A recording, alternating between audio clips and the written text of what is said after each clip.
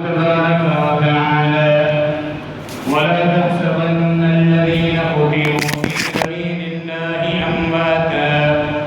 بل أحياء عند ربهم يرزقون.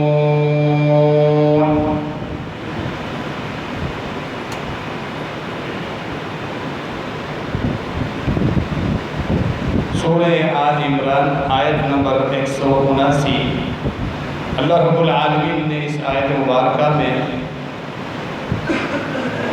اپنے راستے میں جہاد فی سبیل اللہ میں شہادت حاصل کرنے والے اہل ایمان کی فضیلت اور ان کا مقام اور مرتبہ اور جنت میں ان کی نعمتوں کا ذکر فرمایا، اور باقی اہل ایمان کے مقابلے میں شہداء کو اللہ رب العالمین ایک خاص پرتعیش اور نعمتوں والی زندگی عالم برزخ میں قیامت سے پہلے عطا فرماتا ہے۔ اللہ رب العالمین نے اس آیت مبارکہ میں اس چیز کا ذکر فرمایا ہے۔ باقی اہل ایمان وفات کے بعد انہیں خوشخبری سنائی جاتی ہے۔ صحیح احادیث میں ثابت ہے کہ انہیں روزانہ صبح شام جنت میں جو ان کا ٹھکانہ مقرر ہوا ہے اس کا دیدار کرایا جاتا ہے، اس کا منظر دکھایا جاتا ہے۔ قیامت قائم ہوگی اور پھر فیصلے کے بعد اللہ تمہیں ان جنتوں میں داخل کرے گا، وہ مطمئن رہتے ہیں اور بڑی پرسکون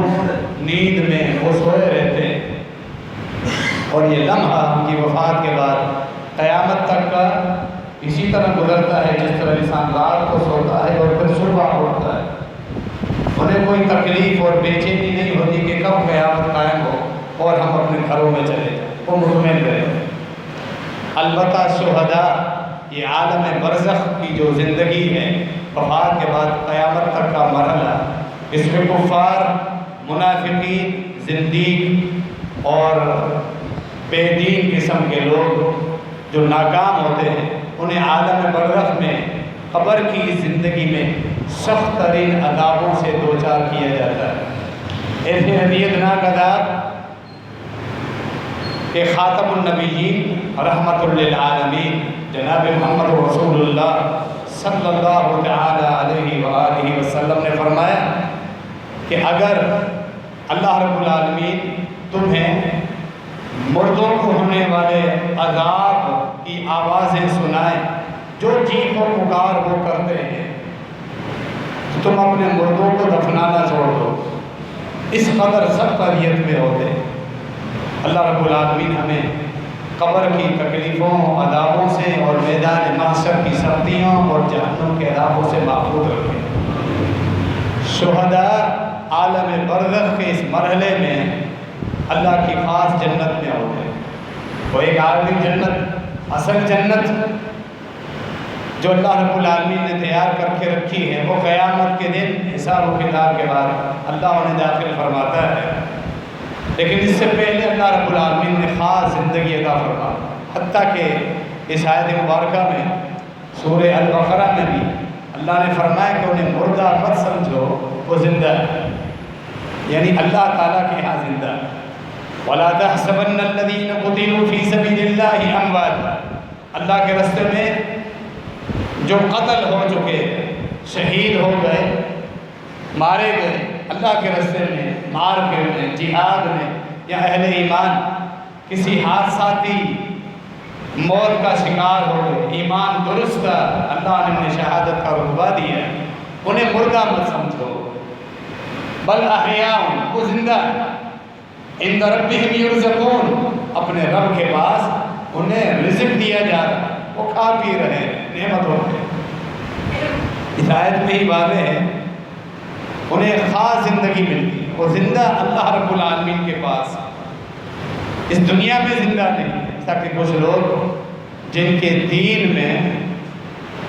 مردہ پرستی، قبر پرستی ان کی نس نس میں شامل ہے، جن کے دین کی ابتدا قبر سے ہوتی ہے اور انتہا بھی قبر پر ہی ہوتی ہے۔ اللہ ہمارے مسلمان بھائیوں کو بھی ہدایت دے، ہمیں بھی توحید کی سمجھ عطا فرمائے اور خالصتاً توحید پر اللہ ہماری زندگی کا خاتمہ فرمائے۔ وہ مردوں کے متعلق یہ عقیدہ رکھتے ہیں کہ وہ دنیا میں زندہ سن رہے ہیں، ہماری مدد کر رہے ہیں، وہ ہمیں مشکلوں سے نکالتے ہیں، رزق دیتے ہیں، بیٹے بیٹیاں دینے پر قادر ہیں۔ یہ ان کا مشرکانہ عقیدہ ہے، اور پھر تعویلات کرتے ہیں کہ وہ دنیا میں زندہ ہے۔ پھر یہ آیت پڑھتے ہیں کہ جب شہداء زندہ ہے تو یہ کیوں زندہ ہے؟ حالانکہ اس آیت کا جو مفہوم ہے اللہ نے خود بیان کرنا، وہ اللہ کے ہاں زندہ ہے، دنیا میں زندہ نہیں۔ اگر حقیقی معنی میں آپ کہتے ہیں کہ وہ دنیا میں زندہ ہے، پھر شریعت یہ بھی احکامات ہمیں بتا دی کہ مرنے کے بعد اس کی بیوی، شہید کی بیوی بیوہ نہیں ہوتی، لیکن شہید کی بیوی بیوہ ہوتی ہے۔ صحابہ کو شہادتیں ملی، ان کی شہادتوں کے بعد ان کی بیوی اور عدت گزارنے کے بعد دوسری جگہ نکال دی تھی،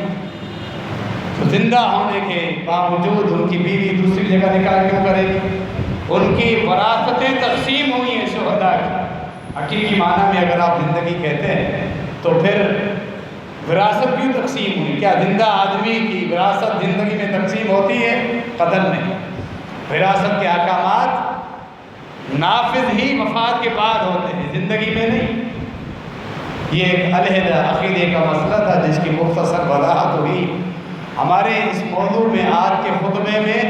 شہادت کا رتبہ، اس کی فضیلت اور یہ کتنا بڑا مقام ہے جو اللہ رب العالمین اپنے خاص بندوں کو عطا فرماتا ہے، ہم اس کے متعلق کچھ گفتگو کر رہے ہیں۔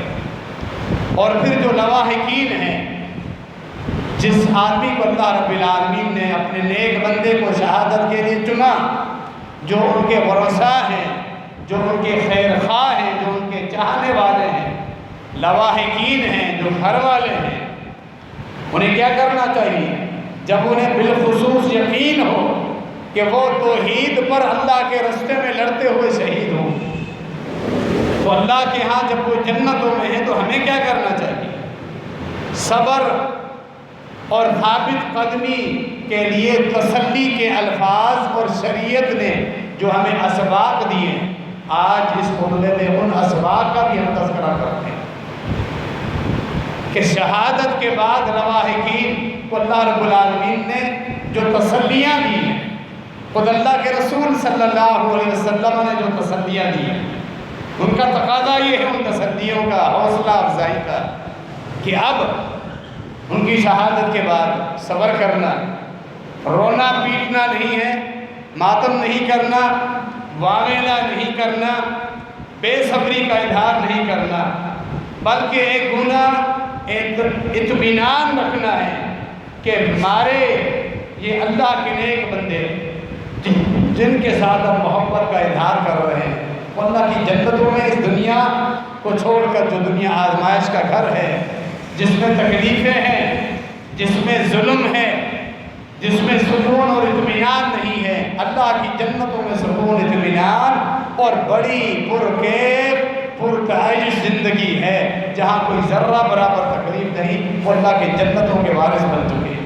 اس طرح لواحقین اور ورثاء اپنے آپ کو اطمینان دیتے، ماتم نہیں کرتے، اپنے آپ کو مارتے پیٹتے نہیں۔ یہ سبب ہے اہل سنت والجماعت کے، کتنا پیارا دین ہے، دین فطرت ہے، فطرت کے مطابق یہ دین۔ 10 محرم الحرام کو سن 61 ہجری میں اللہ کے رسول صلی اللہ علیہ وسلم کے بیٹے نواسے ہمیشہ اپنے دونوں نوازوں کو، حسنین کو اتنی محبت کی، ہمیشہ اپنا بیٹا ہی بلائے۔ ان کے فضائل سے کتب حدیث بھری پڑی، اہل البیت کے فضائل سے اللہ نے ان کو بڑا مقام و مرتبہ دی۔ جنت کے نوجوانوں کے سردار، فرمایا دنیا میں یہ میرے پھول ہیں۔ جب انسان پھول سے خوشبو سونگھتا ہے تو سکون اور آرام اور فرحت محسوس کرتا ہے۔ میرے دونوں بیٹے جب میری آنکھوں کے سامنے آتے ہیں، مجھے آنکھوں کو ٹھنڈک میسر ہوتی ہے اور مجھے طبیعت میں فرحت ملتی ہے، جس طرح خوشبو اور پھول سونگھنے کے بعد انسان حساس اور بشاش ہو جاتا ہے۔ یہ دونوں ہما ریحانتان فی الدنیا، دنیا میں میرے دونوں پھول۔ فرمایا اللہ میں ان دونوں سے محبت کرتا، اللہم انی احبہما، حسن اور حسین رضی اللہ عنہ، میں دونوں سے محبت کرتا ہوں۔ فَأَحِبَّ مَنْ أَحَبَّهُمَا، قیامت تک آنے والے میرا ہر وہ امتی جو ان دونوں سے محبت کرے، اللہ تو بھی ان کو اپنا محبوب بنا۔ کیوں نہ ہم ان سے محبت رکھیں کہ ان دونوں سے محبت رکھنا اللہ کی محبت کی دلیل ہے۔ اہل البیت کے افراد جن کے متعلق بغض رکھنا منافقت کی علامت اور محبت رکھنا ایمان کی علامت۔ اللہ رب العالمین نے حسین رضی اللہ تعالیٰ عنہ کو کربلا کے میدان میں شہادت کا رتبہ ادا فرمایا۔ صحیح احادیث مسند احمد ابن ماجہ وغیرہ میں نبی علیہ السلام کی وحی کے ذریعے پیشن گوئیاں ملتی ہیں کہ میرے اس بیٹے کو میری امت کے ہی کچھ افراد کربلا عراق کے علاقے میں شہید کر دیں۔ یہ پیشن گوئی پہلے ہو چکی تھی اور ان کے والد اپنے داماد امیر المومنین سیدنا علی رضی اللہ تعالی عنہ کو بھی اطلاع دی۔ نبوت سرکار دو عالم جناب محمد رسول اللہ صلی اللہ علیہ وسلم۔ اب بعد میں یہ ایک واقعہ پھر تاریخ کے ورقوں میں چھپ جاتا ہے، شہادت ہوئی ہے، آگے کی تفصیلات، شہید کرنے والے کون تھے، یہ ظلم کرنے والا کون تھا،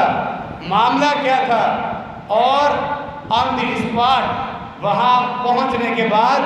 راتوں رات سب خون مارا جاتا ہے یا کوئی معاملہ آتا ہے، کہیں کہاں مار کا یہ قائم ہوتا ہے، کیسے ٹکر ہوتی ہے، مٹ بھیڑ کی لڑائی ہوتی ہے، یا انہیں راتوں رات نیند میں شہید کر دیا جاتا ہے۔ تاریخ کے جھروں میں ہمیں روشنیاں یہاں نہیں ملتی بلکہ خاموشی ملتی۔ اتنا ہے کہ شہادت ہوئی گھر والوں کی، گھر کے افراد میں سے چند افراد بچتے ہیں، باقی حسین رضی اللہ تعالیٰ عنہ کے ساتھ باقی گھر والوں کی بھی شہادت ہے۔ اب اس تاریخ کے واقعے کو لے کے ایک خاص مذہب کو آگے پروان چڑھانا اور خاص لوگوں کو ٹارگیٹ بنا کے ان پر لعنتیں پھٹکار کرتے رہنا، ان پر لعنت اور پھٹکار کرنے کو اپنا دین قرار دینا، زبردستی انہیں جہنمی بنانا، یہ بہت بڑی جرأت ہے۔ کسی شخصیت اگر اس گناہ میں ملوث نہ ہو، اس کو اس کا ذمہ دار قرار دے کر ہر وقت جب بھی نام آئے لعنت اور لام لکھ کے اس کا نام ذکر کرنا، اگر اللہ اسے بخش دے قیامت کے دن تو یہ لعنتیں پڑھنے اور پھینکنے والوں کا حشر قیامت کے دن بہت برا ہو۔ اہل سنت و جماعت اعلانیہ کر یہ بات کہتے ہیں، سیدنا حسین رضی اللہ تعالیٰ عنہ کی شہادت میں جو جو بدبخت ملوث تھا اور قتل میں شامل تھا، مدد کی راستے پر لے کر آیا یا اس پہ خوش ہوا، معاونت کی سہولت کار بنا، سب پر اللہ کی پھٹکار ہو، لعنت ہو، اللہ سب سے سخت محاسبہ کرے، کوئی بھی ہو۔ اہل بیت کے ساتھ محبت، حسنین کے ساتھ محبت اہل سنت والجماعت کے عقیدے میں شامل۔ حسین رضی اللہ تعالیٰ عنہ کو اللہ رب العالمین نے اس عظمت والے دن 10 محرم الحرام کے دن کے لیے شہادت کا رتبہ دیا۔ اس دن یہ دن چنا گیا، اس دن کی فضیلت پہلے ہی شریعت میں ثابت تھی، دین 50 سال پہلے مکمل ہو چکا۔ الیوم اکملت لکم دینکم، یہ سن 61 ہجری کا واقعہ ہے، واقعہ کربلا۔ 11 ہجری میں نبی علیہ السلام کی جب وفات ہوتی ہے، یہ آیات بلکہ پہلے 10 ہجری میں اتر چکی ہوتی ہے، الیوم اکملت لکم دینکم، کہ آج تمہارا دین مکمل ہو چکا ہے۔ دین مکمل ہونے کا مطلب ہے عبادات، معاملات اور تمہاری خوشی، تمہاری غمی، اس سب میں تم نے کیا کرنا ہے، اللہ رب العالمین نے وہ پورا دین بتایا۔ اللہ رب العالمین نے 10 محرم الحرام کو فضیلت عطا فرمائی۔ قریش جاہلیت میں بھی عاشورہ کے دن روزہ رکھتے ہیں۔ دین اسلام میں رمضان مبارک سے پہلے یہ روزہ رکھنا فرض قرار دیا گیا۔ رمضان سے پہلے 10 تاریخ کا روزہ رکھنا فرض تھا۔ جب رمضان مبارک کے روزوں کی فرضیت ہوئی تو عاشورہ کا روزہ مستحب ٹھہرا، فرضیت ختم ہوئی۔ پھر مدینہ آنے کے بعد نبی علیہ السلام کے علم میں یہ بات بھی آئی کہ یہودی بھی روزہ رکھتے ہیں، کہ 10 تاریخ کو ہی 10 محرم کو ہی اللہ رب العالمین نے بنی اسرائیل کو فرعون سے نجات دی تھی، اور اسی تاریخ فرعون ڈوب کر ہلاک ہو گیا، وہ بھی روزہ رکھتے تھے خوشی۔ نبی علیہ السلام نے فرمایا کہ میرا اللہ کے نبی موسیٰ علیہ السلام کے ساتھ تم سے زیادہ تعلق ہے، میرا آپ کا زیادہ ہے، تم بھی روزہ رکھتے ہو، فرمایا آئندہ سال میں 2 روزے 9 کا بھی روزہ رکھنا، امت کو حکم دیا اب یہودیوں کی مخالفت کرنی ہے 2 روزے رکھنا۔ اس بنا پر 1 سال کے گناہ معاف ہوتے ہیں۔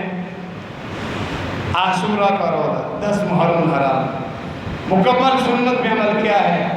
کہ 9 اور 10 2 روزے رکھیں تاکہ یہودیوں کی مخالفت ہو، کسی وجہ سے 9 کا روزہ رہ جائے تو 11 کا ملا سکتے ہیں، مطلوب جوڑا کرنا، 2 روزے رکھنے، کسی کو استطاعت نہیں، کسی وجہ سے ایک ہی روزہ رکھ سکتا ہے تو وہ بھی رکھ سکتا ہے، اجازت ہے، اللہ ثواب دے گا اس کو۔ البتہ 2 روزے رکھنے والے کی فضیلت یہ ہوتی ہے۔ محرم الحرام حرمت والے مہینوں میں سے ایک مہینہ ہے جو 4 حرمت والے مہینے، جس قدر حرمت والے مہینوں میں زیادہ گناہ اور لڑائی اور قتل و غارت کرنے سے روکا گیا ہے، افسوس اس امت میں ہم نے دیکھا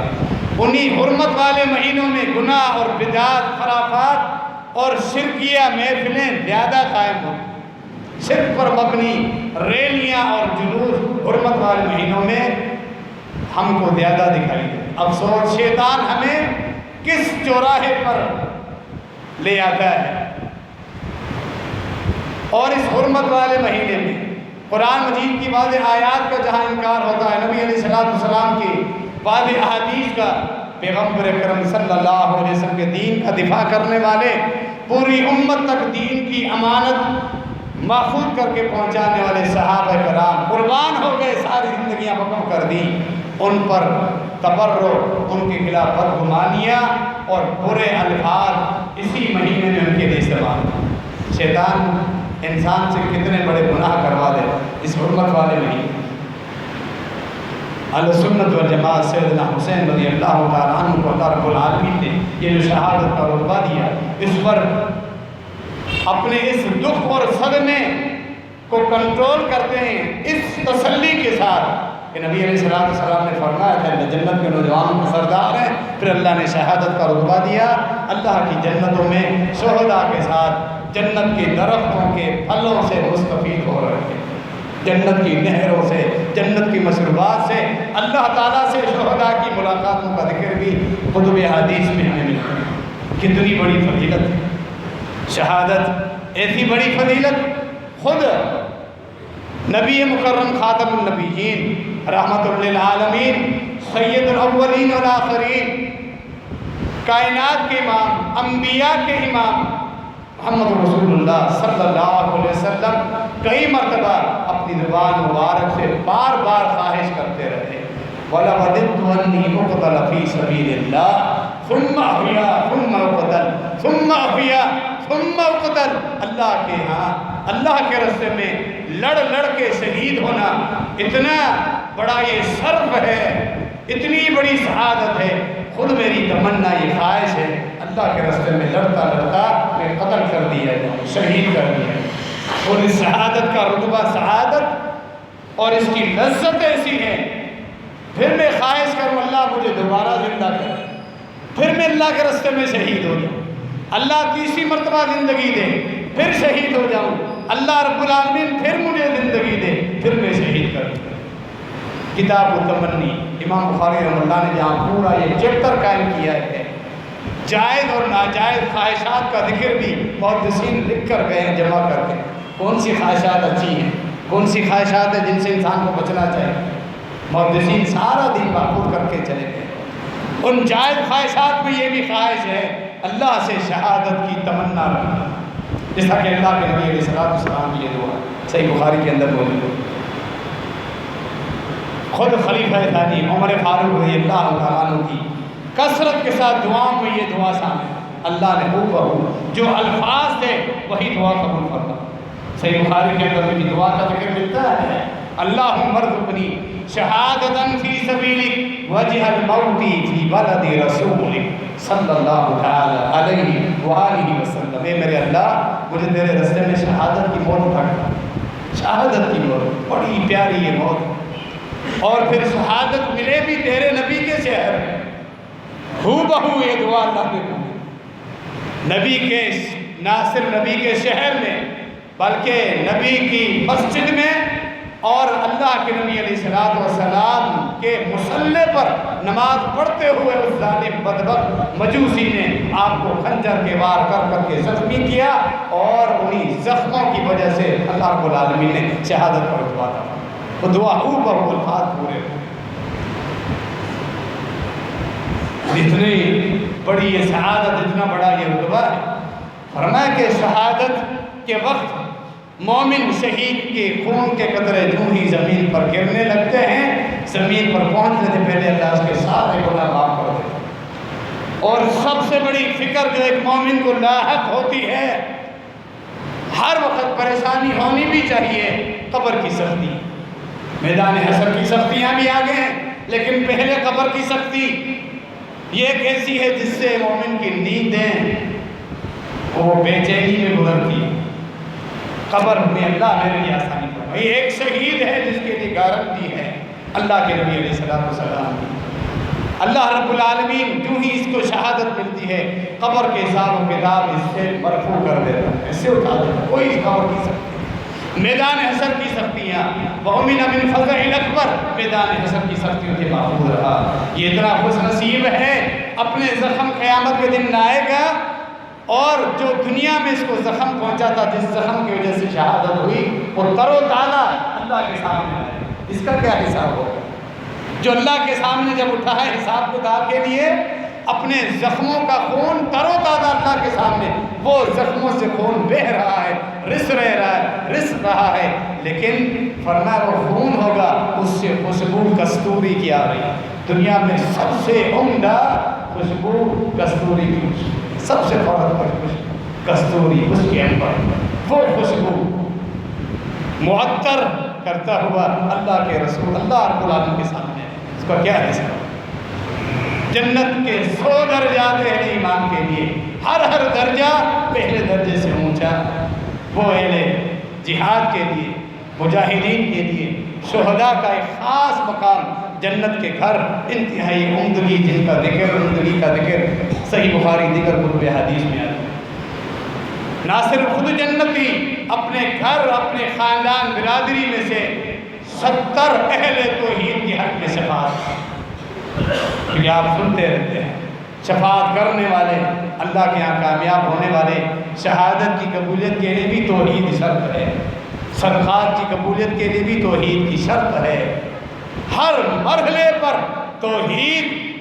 اللہ رب العالمین کی احسان، اور سفارش کرے گا اپنے گھر والوں کے لیے جو موحدین، جو گناہوں کی وجہ سے یا تو روکے ہوئے ہیں جہنم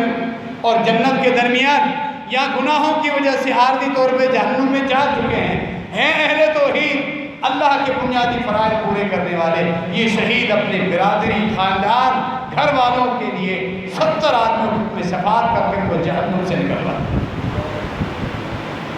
ہر اہل جنت کے لیے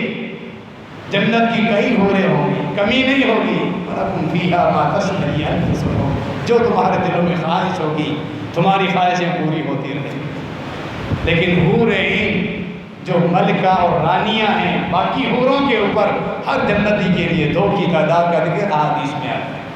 باقی حوریں جو عام جنت کی، ان کی ہی خوبصورتی کا ذکر، کم سے کم جو حور ہے اس کی خوبصورتی کا ذکر کتب حدیث میں آتا ہے۔ اگر وہ جھانک لے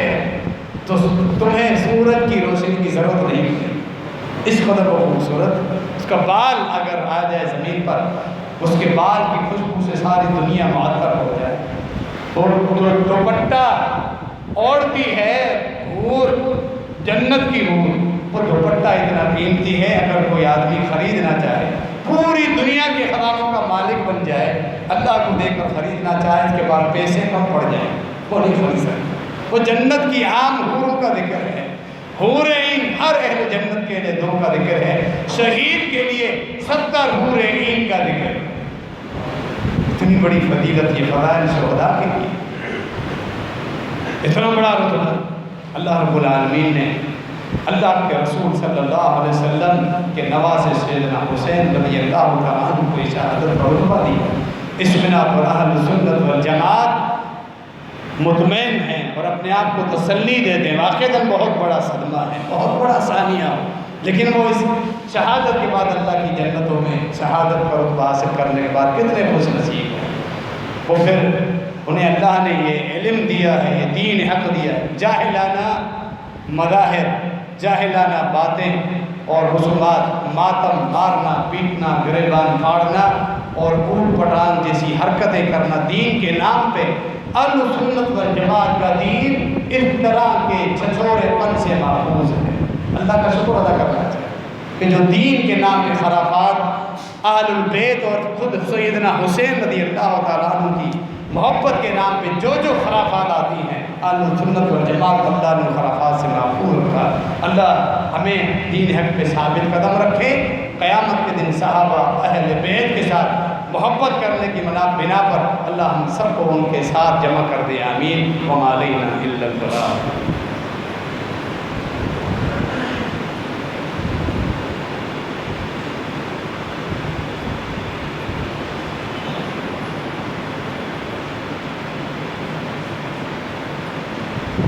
إن الحمد لله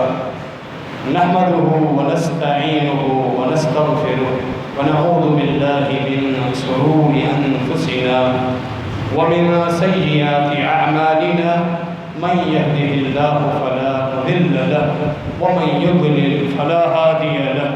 وأشهد أن لا إله إلا الله وحده لا شريك له وأشهد أن محمدا عبده ورسوله۔ غزوہ بدر سن 2 ہجری میں واقع ہوا۔ اللہ رب العالمین نے مسلمانوں کو بڑی کامیابی عطا فرمائی۔ مسلمانوں کی طرف سے ایک نوجوان لڑکا میدان بدر سے باہر جنگ کا منظر دیکھ رہا، حارثہ اس کا نام تھا۔ جنگ میں سے، میدان میں سے ایک تیر نکلتا ہے، اس بچے کو لگتا ہے اور وہیں وہ فوت ہو جاتا ہے۔ نبی علیہ السلام جنگ ختم ہونے کے بعد مدینہ جب پہنچنے والے ہیں، حارثہ کی والدہ خبر پہنچتی ہے۔ اب والدہ کا تعلق بیٹے کے ساتھ یہ محبت کیا ہے ہم سب سمجھ سکتے ہیں کہ والدہ کی گود جب اجڑ جائے، اللہ رب العالمین اولاد جب واپس لے لے، کتنا بڑا صدمہ، اتنا بڑا صدمہ کہ صبر کرنے والوں کے لیے اللہ رب العالمین نے جنت کی خوشخبری سنائی ہے۔ مدینے سے باہر آ جاتی ہے۔ اللہ کے نبی علیہ السلام جب یہ راستے میں ہی مدینہ پہنچنے والے سامنے آ جاتے ہیں، بے چین مضطرب، کہتی ہیں اللہ کے رسول میرا حارثہ شہید ہو گیا، فوت ہو گیا، شہید نہیں بلکہ فوت ہو گیا، مجھے بتائیے وہ اللہ کے ہاں کہاں، اگلے جہاں میں چلا گیا، مجھے یہ بتائیے، آپ اللہ کے پیغمبر ہیں، آپ پر وحی اترتی ہے، آپ مجھے بتا سکتے کہاں؟ اِن یکن فی الجنہ، اگر وہ جنت میں ہے، فَأَصْبِرْ وَأَحْتَسِبْ، پھر تو میں صبر کر لوں گی اللہ سے اپنے بیٹے کی جدائیگی پر، صبر کر کے ثواب کو امید رکھ، صبر کر، پھر زبان سے کوئی لفظ نہیں نکلے گا اللہ کے رسول اگر وہ جنت میں، میری زبان سے کوئی لفظ نہیں نکلے گا۔ وَإِن يَكُنِ الْأُخْرَى، اگر معاملہ کچھ اور ہے، یہ الفاظ کا چناؤ ہے، واضح الفاظ نہیں کہیں کہ اگر وہ جہنم ہے، یہ الفاظ کہنا بھی گوارا نہیں، اگر معاملہ کچھ اور ہے پھر آپ ترا ما افعل، آپ دیکھیں گے میں مدینے میں وہ نوحہ کروں گی کہ مدینے والوں نے آج تک ایسا نوحہ اور ماتم دیکھا نہیں ہو۔ ابھی شریعت میں ماتم کی حرمت نہیں آئی، شریعت میں نوحہ اور ماتم کرنے کی حرمت ابھی نہیں آئی، ایسا نوحہ کروں گی، وہ واویلا بچاؤں گی، لوگ دیکھیں اگر وہ جانتا ممتا کے والدہ کے الفاظ پہ غور کریں۔ ماتم اور نوحہ جب کیا جاتا ہے جب فوت ہونے والوں کے متعلق یہ علم ہو کہ وہ جہنم میں معاذ اللہ چلے، ان کا ٹھکانہ اللہ کے ہاں اچھا نہیں، اذیتوں میں، تکلیف میں، یقین ہو کہ جنت میں ہے، اس خاتون سے سبق سیکھیے۔ اور بیٹا صبر کروں گی، زبان سے لفظ تک نہیں نکلے۔ اللہ کے رسول صلی اللہ علیہ وسلم فرمایا او بھولی خاتون، او حبلتی، او بھولی خاتون، ہوش کر، تمہیں کیا پتا کیا اللہ کی جنت ایک ہی ہے؟ انما ہی جنان کثیرہ، اللہ نے بے شمار جنتوں کی کئی اقسام اپنے مومن بندوں کے لیے تیار کر کے رکھی ہے۔ وَإِنَّ ابْنَكِ لَفِي جَنَّةِ الْفِرْدَوْسِ، سب سے اعلیٰ جنت جنت الفردوس ہے۔ تیرا بیٹا ابھی جنت الفردوس میں لطف اندوز ہو رہا ہے، تیرا بیٹا جنت الفردوس، چہرے پہ خوشی کے تاثرات آ جاتے ہیں، چہرہ خوشی سے کھل اٹھتا ہے، حالانکہ بیٹا فوت ہو گیا، دنیا چھوڑ دیا، لیکن تسلی کیا ہے؟ جنت الفردوس میں میرا بیٹا۔ خاموش ہو کے واپس مدینہ چلی، نوحہ نہیں کرتی، غم نہیں منا۔ یہ سبق اہل سنت والجماعت کہ اگر آپ نوحہ کر ماتم کر، گویا کہ ان لوگوں کو تکلیف ہے، اللہ نے شہادت کا رتبہ دے کے اپنی جنتوں نے کیوں بولا؟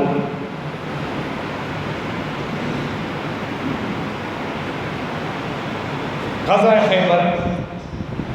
صحیح بخاری کے اندر یہ واقعہ موجود، حارثہ والا واقعہ بھی صحیح بخاری کتاب المغازی، کتاب المغازی میں خیبر کا تفصیلی ذکر، وہاں ایک واقعہ ہوتا ہے۔ سلمہ بن اکوع مشہور صحابہ کرام، ان کے بھائی عامر بن اکوع رضی اللہ عنہ،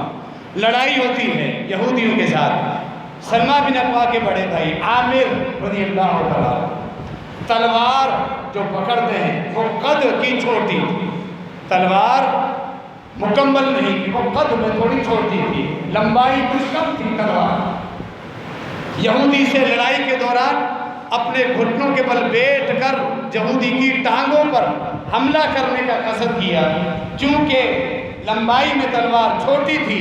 تلوار خالی گھوم کر اسی سپیڈ کے ساتھ گھٹنے پر لگتی ہے اور پیوست ہو جائے، زخمی حالت میں انہیں واپس لے جایا جاتا ہے اور پھر اسی زخم کی وجہ سے فوت ہو جاتے ہیں، جنگ ختم ہوتی ہے۔ سلمہ بن اکوع کہتے ہیں کہ مجھے اللہ کے رسول صلی اللہ علیہ وسلم دیکھا، میں سخت پریشان تھا۔ پریشانی کی وجہ سنیے، اللہ کے نبی علیہ السلام نے اس سے پوچھا کیا ہوا تجھے سلمہ؟ پریشانی کی وجہ اپنے بھائی کی وفات نہیں، پریشانی کی وجہ یہ بتایا اللہ کے رسول کچھ لوگوں کا یہ تبصرہ ہے، ان عامرا قد حبط عمل، اس لیے کہ اس نے گویا کہ خودکشی کر لی ہے، اپنے وار سے خود وہ فوت ہوئے ہیں، عامر کے اعمال ضائع ہو۔ مجھے یہ افسوس ہے، مرنا موت یہ تو ہر ایک کو اللہ رب العالمین نے لکھ دیا، ہر ایک کا وقت مقرر ہے۔ ہم اکثر یہ کہتے ہیں، علماء کرام ہمارے اساتذہ سے بھی ہم نے نصیحت سنی، وفات کسی کی موت یہ کوئی چھمبے والی بات نہیں، کوئی نیا معاملہ نہیں، انسان اپنے آپ کو پریشان کر کے واویلا مچا کے ہلکان کر دے۔ وارثوں کو کہا جاتا ہے باقی لوگوں پر موت نہ آتی ہو، تمہارا والد، تمہارا بھائی، تمہارا بیٹا فوت ہو گیا، پھر تو جاؤ تم ماتم کرو، واویلا کرو، باقی لوگ نہیں مرتے، یہ میرا آدمی کیوں مرے؟ اللہ نے تو سب کے اوپر یہ موت لکھ دی ہے۔ اگر موت سے کسی کو بچنا ہوتا تو انبیاء اس موت سے محفوظ رہتے، انبیاء کے سردار اس موت سے محفوظ رہتے، لیکن اللہ نے موت کا ذائقہ سب کو چکھایا، نبیوں کے امام پر بھی یہ وفات واقع ہے۔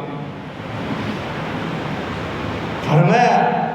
سلمہ بن اکوع نے کہا کہ لوگ یہ کہہ رہے ہیں اس کے اعمال برباد، وفات ہو جدائی کی ہونی، افسوس اس چیز کا، عمل برباد ہو گئے، اللہ کے عذابوں میں نہ ہو۔ اللہ کے نبی علیہ السلام نے تسلی دی، سلمہ تجھے کیا پتا، جو لوگ یہ تبصرہ کر رہے ہیں غلط کر رہے ہیں، انہیں معلوم نہیں وَإِنَّ لَهُ لَأَجْرَيْنِ، بلکہ تیرے بھائی کے لیے تو اللہ نے دوہرا اجر تیار کر کے رکھا ہے، ڈبل اجر ہے۔ فَإِنَّهُ مَاتَ جَاهِدًا مُجَاهِدًا، اللہ کے راستے میں لڑتا ہوا، جہاد کرتا ہوا، اس انداز میں وہ شہید ہوا ہے۔ قَلَّ عَرَبِيٌّ مَشَىٰ مِثْلَهُ، شاید عرب میں ایسا کوئی بیٹا پیدا ہو جو عامر کی طرح زندگی گزارے اور عامر کی طرح شہادت کو گلے لگائے۔ تیرے بھائی کا تو یہ مقام ہے۔ یہ سننے کے بعد سلمہ بن اکوع مطمئن، اللہ کے ہاں ڈبل اجر ہے، اللہ کے ہاں کامیاب ہے، اب ہم کرنے کی ضرورت ہے۔ یہ سبق ہمیں اللہ رب العالمین نے دیا ہے، اللہ کے رسول صلی اللہ علیہ وسلم نے ہمیں اس انداز میں تسلی دی۔ اب دین کو سمجھیں، اور لوگ جو خرافات کرتے ہیں اس واقعے کو، واقعے کربلا کو بنیاد بنا کے، وہ بھی ہمارے سامنے، اللہ انہیں بھی ہدایت دے، ہمیں بھی ہدایت پر ثابت قدم رکھے۔ نبی مکرم جناب محمد رسول اللہ صلی اللہ علیہ وسلم کا بیٹا ابراہیم 15 مہینے میں ہو، بشریت کے تقاضے غالب ہوئے، دکھ اور افسوس ہوا، آنکھوں سے آنسو ہوا، زبان سے الفاظ نہیں نکلا۔ صحابہ نے پوچھا، فرمایا آنکھوں سے آنسو بہانے میں حرج نہیں، یہ انسان کی فطرت میں اللہ نے اتنا پابند نہیں کی۔ فرمایا اللہ پکڑتا ہے زبان پر، آنکھوں سے آنسو بہنا یہ دلوں کی نرمی کی علامت۔ فرمایا ابراہیم تمہاری جدائیگی پر ہم صدمے سے دوچار ہیں، لیکن ہم اپنی زبان سے وہی لفظ نکالیں گے جن لفظوں پر ہمارا رب ہم سے راضی ہوتا ہے، اور رب کو ناراض نہیں کریں۔ اللہ کی آزمائش آتی ہی خوشی کے موقع پر ہے اور صدمے کے موقع پر۔ عام حالات میں جو انسان رب کی عبادت کرتا ہے، پیسہ زیادہ آ جائے، خوشی کا موقع ہو، بیٹے کی شادی ہو، کوئی دنیاوی کامیابی مل جائے، عہدہ، نوکری، کاروبار چل پڑے، اللہ پھر دیکھتا ہے میرا شکر ادا کرتا ہے یا پیسوں کو بوجھ مسجدوں میں اڑاتا ہے، یا شادی کے موقع پر کہتا ہے یہ ایک تو موقع ہے، یہ ڈھولک، یہ میوزک، یہ ناچ گانے آج نہیں کروں گا تو کب کروں گا۔ وہی آزمائش ہوتی ہے جس میں وہ ناکام ہوگا۔ دوسری آزمائش سخت صدمے، اس وقت اللہ دیکھتا ہے اپنی محبوب چیزیں چھین کر کہ میرے بارے میں اس کا گمان کیا۔ اللہ اس وقت آتا ہے، خوشی کے موقع پر اور غم کے موقع پر۔ تو فرمایا کہ ابراہیم تیری جدائیگی سے ہمیں صدمہ ہے، لیکن زبان سے وہی لفظ نکالیں گے ہمارا رب ہم سے۔ پھر اپنے آپ کو تسلی دی، صحیح بخاری پڑھیے کیا الفاظ ہے اپنے آپ کو تسلی کے لیے، ان لہو مرضعا فی الجنہ،